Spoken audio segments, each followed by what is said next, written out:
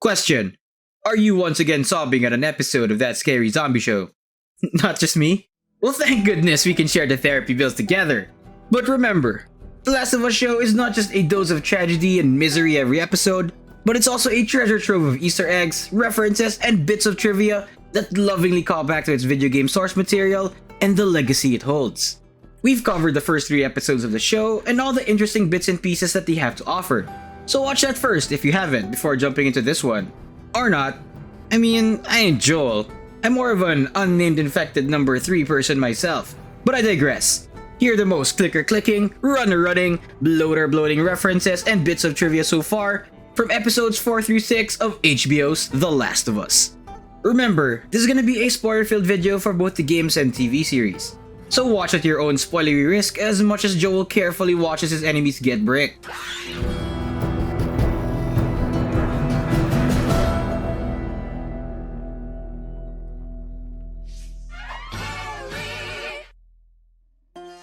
As we said in the first video, the show has taken the opportunity to have some of the original actors that portrayed the first game's main cast lend their acting chops in the show as well, but in different roles.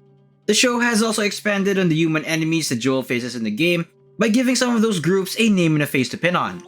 That's where Kathleen and Perry come in, the leader and second in command of the Kansas City Resistance Movement respectively.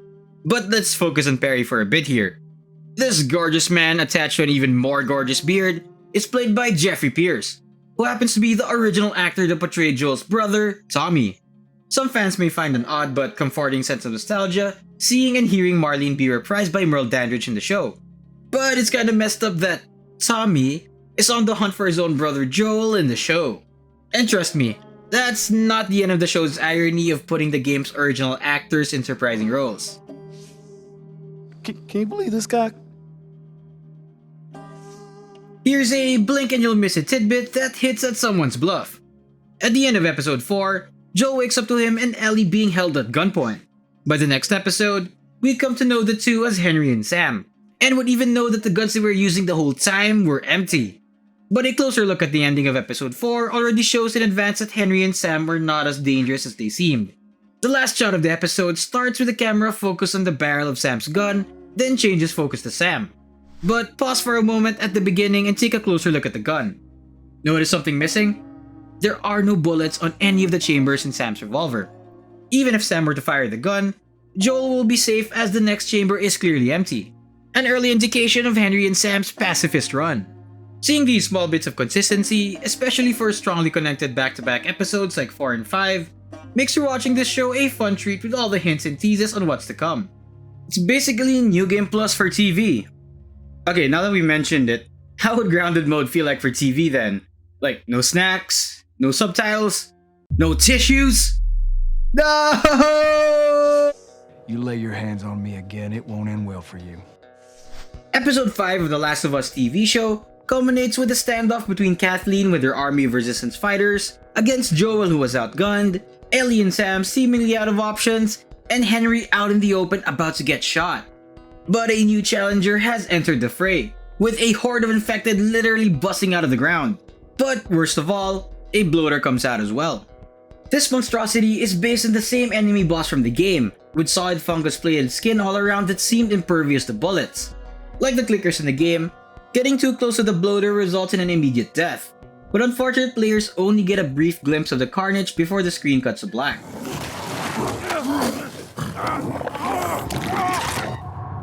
The show gives us a bit more detailed glimpse though.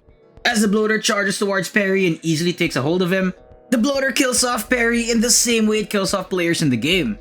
While we do see the bloater fully rip off Perry's head off, it is blurred with the camera more focused on Kathleen's escape. Still, it's a gruesome reference that excited many fans, and just like the game, it's up to our imagination on how grotesque Perry's death really was. Rest in peace, Perry's beard.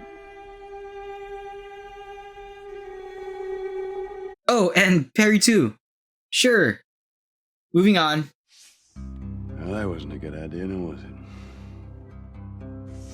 Like many other games before it, The Last of Us fleshes out its world by having players be able to check out notes, letters, and other pieces of information that were seemingly left out by other characters. They can be from people long gone, faded memories of the world that once was, or survivors of the current world trying to leave something to remember them by. One of the most prominent series of notes found in the game, and a fan favorite, are the ones that tell the story of Ish and his community. In the game, Joel and company escape Pittsburgh and go through the sewers outside the city. From there, Joel can encounter notes from Ish and his community, how they survived and more so thrived, but also what led to their eventual demise. Among the crayons, toys, cradles, and faint remnants of joy, also lay the aftermath of a tragedy. In the show, Pittsburgh has been replaced by Kansas City, and instead of the sewers, Joel and the gang find Ish's makeshift daycare center under the city's service maintenance tunnels. We even get to see a child's drawing of Ish and Danny, very similar to that of the game. Joel explains that he's heard of people seeking shelter underground when the cordyceps outbreak began, and that's about the most he and the audience can gather on why such a place even exists. But what made the story of Ish such a fan favorite is that we got to experience Ish's story from beginning to end, showing an honest-to-goodness attempt of trying to make something beautiful out of this unforgiving world. Seeing and implying that the same thing happened in the show is another really appreciated but still tragic reference to the many stories The Last of Us actually has, aside from Joel and Ellie's journey. Not her, you know. Moving on to episode 6, and one of the show's few bits that actually references the second game. Overall, the show's depiction of the Jackson commune is spot on. It also does a smart move of moving the events of the Jackson County Dam in the game to the commune, which also gives us a glimpse of the environment that we'll likely see again in the second season. And even some characters. One obvious call out for fans is the appearance of a young Shimmer, Ellie's trusty horse in the second game. But here's one that's a bit more subtle but also not as concrete. As Joel and Ellie chow down on some much needed meals, Ellie notices and even scares off a girl glancing from a distance. Immediately, fans have speculated that this girl that's doing a bad job playing hide and seek is a cute but quick look at a young Dina, a prominent character from the second game as Ellie's girlfriend. But before anyone gets their hopes up, showrunners Neil Druckmann and Craig Mazin have set on record that they cannot confirm that the person staring longingly at Ellie really was Dina. But they also said they couldn't deny it, so... So you're telling me there's a chance? Yeah! What are you so afraid of? I can't get infected. Jumping from Ellie's possible future to a reminder of Joel's past, episode 6 dives deep into Joel's psyche. From the audition of Joel having panic attacks to the pivotal scene of Joel begging Tommy to take Ellie to the Fireflies instead of himself, we get to see the more sensitive but also broken side of Joel that we only got glimpses of early in the show. As Joel gets another panic attack after a heated argument from Tommy, we see Joel find some solace after spotting a woman who seems to share the same hairstyle as his daughter Sarah. For a moment, Joel thought that the impossible happened, but it really was just another person that happened to have the same hairstyle to his daughters. This is just speculation from us, but here's another connection of the woman that Joel saw to Sarah. It's a more indirect one, and it's actually towards Ellie. See the 3 colored stripes lining along the woman's coat colored a dark violet, a much lighter tint, and white? Now, who else wore clothing in this episode that had a very similar design? Ellie! Of course, she's wearing the same 3-striped jacket just like in the game. But we can't help but connect the dots on these two as well. And it does make sense. Being Joel's surrogate daughter, it's a clever and fairly subtle way to connect Sarah to Ellie even more. Is it intentional? Possibly. Is it a neat little thing to point out to make you sound smarter? Maybe. Does it make the scene even more heartbreaking and make you want to buy another truck's worth of tissue paper? Yes. Yes, it does. Who dragged you to see it then? The Last of Us is no stranger to highlighting and referencing movies as a remnant of the world before the cordyceps outbreak. There's the Dawn of the Wolf Part 2 posters referencing the Twilight series, and this pivotal moment in the game that is inspired by a similar scene from Jurassic Park. This continues in episode 6 of the show as we see Ellie and the rest of the Jackson commune enjoy movie night with a screening of the 1977 rom-com classic, The Goodbye Girl. The movie itself leaves little to nothing of importance to Joel and Ellie's story, but The Goodbye Girl does imply some subtext as its premise does share a few similarities with Joel and Ellie's developing relationship in the episode. The Goodbye Girl's story revolves a young girl, her mother, and their hesitant but budding relationship with the man they live with. The young girl Lucy is similar to Ellie as she is wise beyond her years. She has to contend with her mother's unfortunate string of relationships with men all ending up with them abandoning the struggling mother and daughter. Elliot, played by Richard Dreyfuss, slowly but surely blossoms a relationship with Lucy's mother, Paula.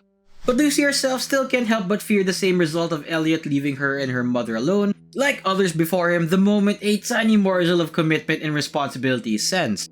Sounds familiar? The parallelisms between the two stories of a surrogate father and daughter is actually quite fitting even up to the movie and episode's respective endings. If you have time between the therapy sessions after watching every episode of the show, give The Goodbye Girl a watch. May not have grabbed Ellie's attention, but it is a winner though. What'd you want to be? Come on, I won't laugh. Last but not least for this video are some other examples of the show's just incredible attention to detail in this batch of episodes. We've already mentioned the accuracy of the Jackson commune and Ish's underground half hideout, half daycare in Kansas City. Special shout out to the Jackson commune's mess hall and Ellie's room that looks exactly like they were in the games. One of the show's biggest set pieces is the climax of episode 5 set in a residential cul-de-sac. In the game, the sniper encounter and eventual showdown with the hunters and infected is set in daytime, while the show places these events under the dead of night. Add to the chaos that happens throughout that portion of the episode, we didn't actually get to see much of the set itself. But thanks to the episode's director of photography, Eben Balzer, we get to see some of the behind-the-scenes images of the set and realize just how massive it really was. Shared via his Twitter, Balzer recounts that because they needed the freedom and control to manage the set, especially as it is a nighttime shoot with some privacy to boot, building the whole place from scratch was needed. Just like how it was in the game, Joel has to navigate around the surrounding houses to avoid incoming gunfire and get closer to the house where the sniper was. And even so, the other houses had to be built from scratch, albeit just the exterior of it. The same can't be said for the sniper's house, however. That one they had to construct from the inside as well to give a similar level of freedom when filming the scene wherein Joel got in and confronted the sniper. Really goes to show the lengths the production had to go through to make sure they can stick to not just the game's story, but also the look and feel of it. But it's not just the scale of the production that needs to be applauded. The small details can make any clicker blush just as much. Case in point, by the end of episode 6 when some raiders arrive at the same university Joel and Ellie were in, a close inspection of their weaponry reveals that they're actually holding game-accurate melee weapons. It's obvious that the one that snuck up on Joel held the bat, of course. But check this. It's a bit hard to tell, but you can make out that the other unwelcome raiders were holding some hatchets, while another was holding a bat with some scissors sticking out at the end of it. Cause in the game, melee weapons like a plank of wood can be upgraded to make them more deadly, while bladed weapons like a machete or hatchet are much stronger melee weapons that can deliver a killing blow instantly. Seeing them make a very small appearance in the show to the point that they can barely be seen is still a very much appreciated detail. Now if only someone would just throw a brick at the clicker.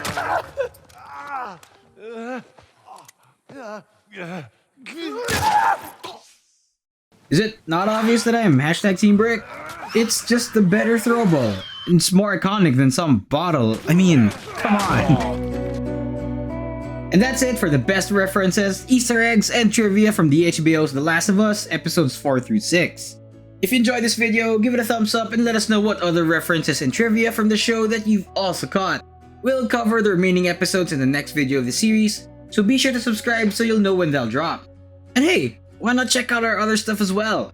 We cover the latest gaming news, reviews, and other stories across the gaming sphere. Again, this is Game Made Information Station, and we'll see you in the next one.